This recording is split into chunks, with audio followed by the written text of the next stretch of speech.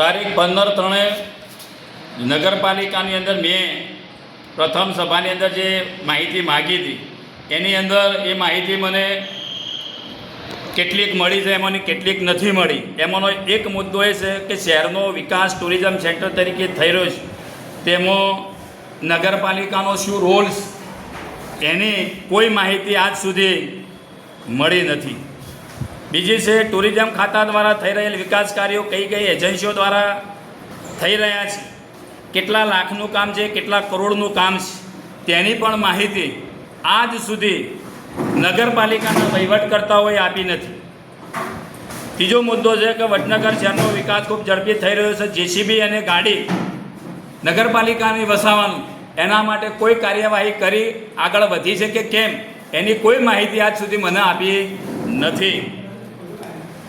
8/4/2025ના રોજ વડનગર શહેરની અંદર અંડરગ્રાઉન્ડ સ્ટ્રીટ લાઇટનું કામ કરેલ તે ખાડા પૂરવાની જવાબદારી જીઈબીની છે કે નગરપાલિકાની, તેની તપાસ કરીને મેં માહિતી માગી હતી, પણ એની પણ માહિતી આજ સુધી આપી નથી.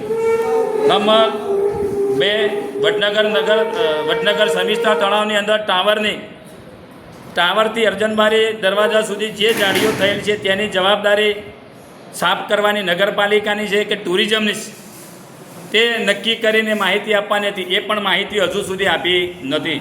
વડનગર શહેરના બજારમાં સીસીટીવી કેમેરા નાખેલ છે, તે કોની ગ્રાન્ટમાંથી લગાવેલ છે અને ક્યારે કાર્યરત થશે એની પણ માહિતી આપી નથી.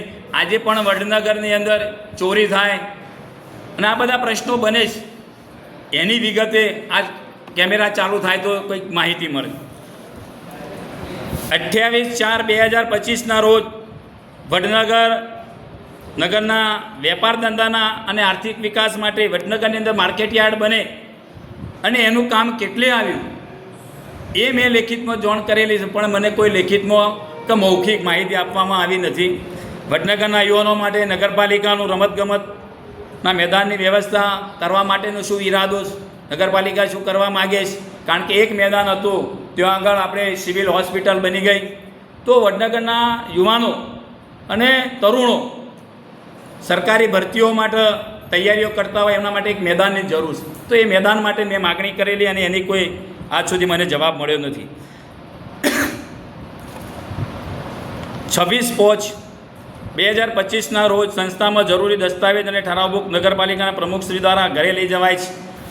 તો એ કયા કાયદા હેઠળ અંતર્ગત નગરપાલિકાના પ્રમુખશ્રી ઠરાવ બુક વડનગર નગરપાલિકાની ઠરાવ બુક ઘરે લઈ ગયા અને એ મેં એક સેવકભાઈ જોડેથી પકડે તો એનો વિડીયો પણ મારી જોડે છે, માહિતી હું આપી શકું એમ છું. અને એની પણ મેં તે જ દિવસે જે દિવસે પકડ્યા એ દિવસે જ મેં મારા સ્વહસ્તકે અક્ષરે લેખિત અરજી કરી હતી જે તે ચીફ ઓફિસરને, પણ આજ સુધી મને એ માહિતી મળી નથી. એટલે વડનગર નગરપાલિકાના આ વહીવટકર્તાઓ ચૂંટાયેલા સભાસદોને પણ પૂરતી માહિતી આપતા નથી. એ સત્તાના નશામાં છે. પણ હું આપ લોકોના માધ્યમથી વડનગરની જનતાને જણાવવા માગું છું કે વડનગરની જનતા જાગે. આ લોકો સત્તાના નશાની અંદર નગરને વિકાસ કરવાને બદલે વિકાસની અધોગતિ તરફ લઈ ગયા છે. બીજી વાત છે, તારીખ 2/6/2025ના રોજ મેં નગરપાલિકાના ચીફ ઓફિસર પ્રમુખશ્રીને લેખિત પત્ર આપ્યો હતો અને એમાં માહિતી કેટલાક પ્રશ્નો પૂછ્યા હતા, લેખિતમાં મેં જવાબ માગ્યો છે. તો પહેલો પ્રશ્ન એ કે છેલ્લા કેટલા સમયનું ઓડિટ થયેલું છે, ઓડિટમાં આવેલ કેરીઓના ખુલાસા છે કે નહીં, નગરપાલિકાના બેંક ખાતા કેટલા છે, વર્ષ 1 એપ્રિલ 2013થી 31 માર્ચ 2024 સુધીના ઓડિટ રિપોર્ટની નકલો અને રજૂ કરેલ ક્વેરીના ખુલાસાઓની નકલો મેં માગીશ. તમામ બેંક એકાઉન્ટોનું રિકન્સિલેશન એટલે કે મેળવણું બેંક વાઇઝ આપવું એ પણ મેં પ્રશ્ન પૂછેલો છે અને માહિતી માગેલી છે. વડનગર નગરપાલિકાના તમામ ખાતાઓનું કેશબુકનું છેલ્લું બેલેન્સ જણાવો એ પણ મેં માગેલું છે, એ પણ આજ સુધી મને મળેલ નથી. આ તમામ માહિતી મેં મારા પોતાના ખર્ચે, જો સંસ્થા ખર્ચો કરવા તૈયાર ન હોય તો મેં એમાં લખેલું છે કે આ તમામ માહિતી લેખિત કે નકલોના સ્વરૂપમાં આપવા માટેનો સંસ્થાને જે કંઈ ખર્ચ થશે તે હું આપણી સૂચના, સત્તાધીશોની સૂચના મુજબ ચેક, ચલણ કે રોકડમાં ચૂકવવા સંમત છું, છતાં પણ મને આજ સુધી આ માહિતી આ લોકો આપવામાં ઉણા ઉતર્યા છે. ચોક્કસપણે કંઈક રંધાયેલું છે.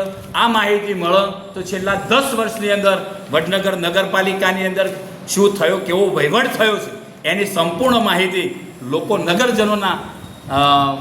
નગરજનોને મળશે અને નગરજનો જાણશે કે આપણે કોઈ એક વ્યક્તિના નામે જે મત આપીએ છીએ અને આ લોકો અહીંના સ્થાનિક સત્તાધીશો એ સત્તાનો દુરુપયોગ કેવો કરે છે એની આ નગરના લોકોને જાણ થશે. એટલે હું આપના માધ્યમથી નગરના જનોને કહું છું કે જાગો, ઉઠો અને વડનગરનો ભ્રષ્ટાચારને ઓપન ખુલ્લો. સાહેબ 2017માં ગાડીનો ઇન્સ્યોરન્સ પૂરો થઈ ગયો તો એ બાબતે તમે ભાઈ, દર વર્ષે બજેટની અંદર વાહનના આરોગ્યની વ્યવસ્થા બજેટમાં થતી હોય છે. તો એ વખતના વહીવટ કરતા હોય બજેટની અંદર વહીવટ આયોજન કરેલું જ હોય આરોગ્યની, વાહનના આરોગ્યની અંદર. એની અંદર એનું રિપેરિંગ આવે, વીમો આવે, બધું જ આવે. તો વીમો લેવો જ હોય. અને અત્યારે એ MACTનો કેસ ચાલે અને એ નાણાં સંસ્થાને ભોગવવાના થાય તો જે તે વહીવટકર્તાઓ હતા જવાબદાર, એ લોકો પર એક્શન લેવું જોઈએ. હું તો એવું કહું છું, પૈસા વસૂલમાં એમના જોડે વસૂલ કરવા જોઈએ. શું કાળજી રાખી, એમને શું ધ્યાન રાખ્યું? 2017ના જે વહીવટકર્તાઓ હતા સત્તામાં બેઠેલા હતા એમને હું પ્રશ્ન કરું છું.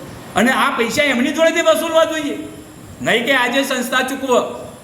આ તો જનતાનો પૈસો છે, જનતાના ટેક્સના પૈસા છે, મજૂરીના પૈસા કોઈ ઝાડ ઉપરથી પડતા નથી. જનતા કાળી મજૂરી કંઈ ટેક્સ ભરે છે. એટલે એ વસૂલાત જે તે વહીવટકર્તાઓથી કરવું જોઈએ એવું હું મારું અંગત માગું છું. હવે એક જ મુદ્દા